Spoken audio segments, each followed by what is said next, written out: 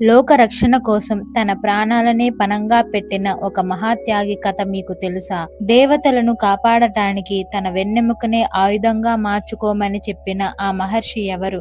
వినడానికి ఆశ్చర్యంగా ఉన్నా ఇది నిజం. దదీచి మహర్షి చేసిన ఈ అద్భుత త్యాగం ఏంటో ఈ ఎపిసోడ్లో తెలుసుకుందాం. లింగ పురాణం ఎపిసోడ్ 44 దదీచి మహాత్యాగం. ఓం నమ శివాయ. శ్రీ సద్గురు సీతారామమ్మ గారి ఆశీస్సులతో లింగపురాణ వైభవాన్ని కొనసాగిద్దాం. పూర్వం వృత్తాసురుడు అనే రాక్షసుడు బ్రహ్మదేవుడి నుండి అజేయమైన వరాలను పొంది ఇంద్రుడిని ఓడించి స్వర్గాన్ని ఆక్రమిస్తాడు. ఏ ఆయుధం వల్ల కూడా చావని ఆ రాక్షసుడిని అంతం చేయడానికి ఒకే ఒక మార్గం ఉందని మహావిష్ణువు చెబుతాడు. అదేంటంటే ఏ నిమిషం కూడా దైవచింతన వదలని పరమ పవిత్రుడైన ఒక మహర్షి వెన్నెముకతోనే తయారైన ఆయుధం మాత్రమే ఆ రాక్షసుడిని చంపగలదు. ఆ మహర్షి ఎవరో కాదు, శివభక్తుడైన దదీచి.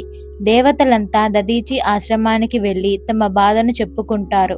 మహర్షి చిరునవ్వుతో లోక రక్షణ కోసం నా ప్రాణాలు పోయినా పర్వాలేదు అని ఒప్పుకుంటారు. ఆయన యోగ సమాధిలోకి వెళ్ళి తన ప్రాణాలను బ్రహ్మరంధ్రం ద్వారా విసర్జిస్తారు. అప్పుడు ఇంద్రుడు ఆ మహర్షి వెన్నెముకను తీసుకుని దానితో అత్యంత శక్తివంతమైన వజ్రాయుధాన్ని తయారు చేస్తాడు. ఆ వజ్రాయుధంతోనే ఇంద్రుడు వృత్తాసురుడిని అంతం చేసి స్వర్గాన్ని తిరిగి పొందుతాడు. దదీచి మహర్షి చేసిన ఈ త్యాగం వల్లనే ఇంద్రుడికి వజ్రపాణి అనే పేరు వచ్చింది. ఒకరి కోసం జీవించడం కంటే అందరి కోసం మరణించడం గొప్పదని దదీచి నిరూపించారు. మరి మరణం మీద విజయం సాధించిన అంబరీష మహారాజు కథ ఏంటి? సుదర్శన చక్రం ఆయనను ఎలా కాపాడింది? ఆ ఉత్కంఠభరిత గాథను వచ్చే ఎపిసోడ్లో తెలుసుకుందాం. తదుపరి ఎపిసోడ్ మిస్ కాకుండా ఉండటానికి మన సద్గురు సీతారామమ్మ ఛానల్ను వెంటనే సబ్స్క్రైబ్ చేసుకోండి.